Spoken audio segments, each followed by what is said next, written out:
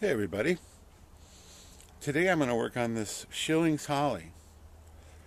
And it's so weird because when I look at this tree and I look at the structure and the branching and everything, I say that's a pretty nice tree. It's really working well for me. I like the way it moves.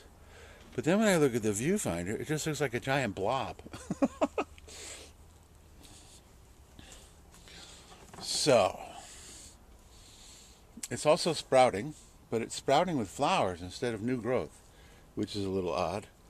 This tree also has an interesting nabari. It's got a nice base, but there's really no roots right here. But I don't think that's all that bad. The buttressing from the side roots really gives it that strength that we want in good nabari. And there's really not that much drastic work that needs to be done on this tree because it's pretty much right where I want it. But as always, I like to keep my foliage pads fairly short as far as height.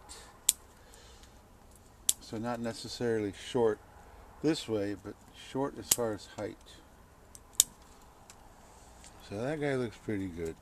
This guy right here could very easily be a sacrifice branch. So we'll keep him on as a sacrifice branch. Then our second main branch right here is really, I like it this far out, but I'm going to cut it back so it will grow back out.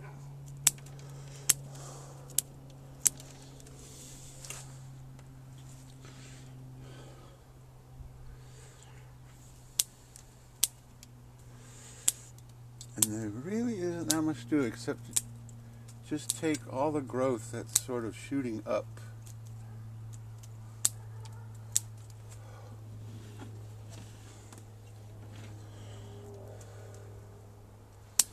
and shorten it. So now here's an interesting branch. Can we see it this way? It comes up and then straight back into the tree. See it right there? Which is pretty weird. So I'm going to take that guy off all the way to there.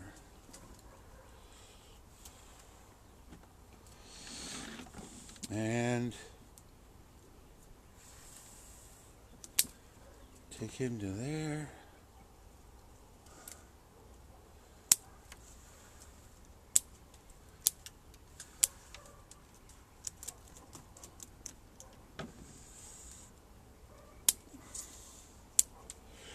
And now that it's been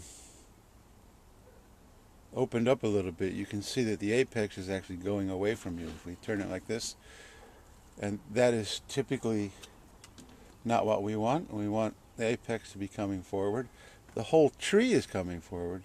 But what I can do is I can take some of the growth that begins to emerge out of here and just bring it forward. So then we'll have forward and then back and then forward. And that can add some greater amount of visual interest too.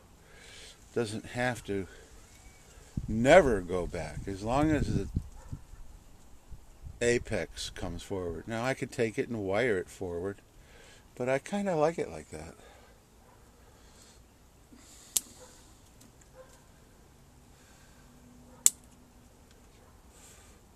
That guy's a sacrifice branch.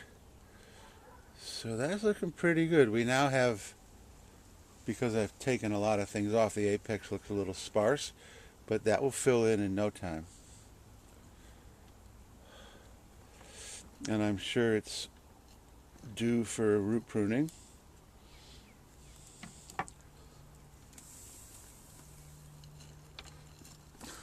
I think it's actually grown into the mesh to keep the soil from going through the drain holes. So it's definitely due for root pruning. And I'm going to root prune all these trees that I'm doing in the next couple of days. All in one fell swoop. I'm just going to get my tray, I'm going to get my soil, going to get my root hook, going to take the trees and just kind of mass production root pruning. And the vast majority of them are all going to go into the same pot because I'm happy with the pots that they're in.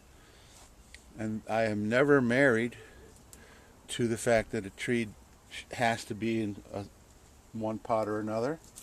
You can always change pots when you do repotting, and sometimes that can really change the whole vision of the tree. But so far, with the trees I've been doing, I'm happy with the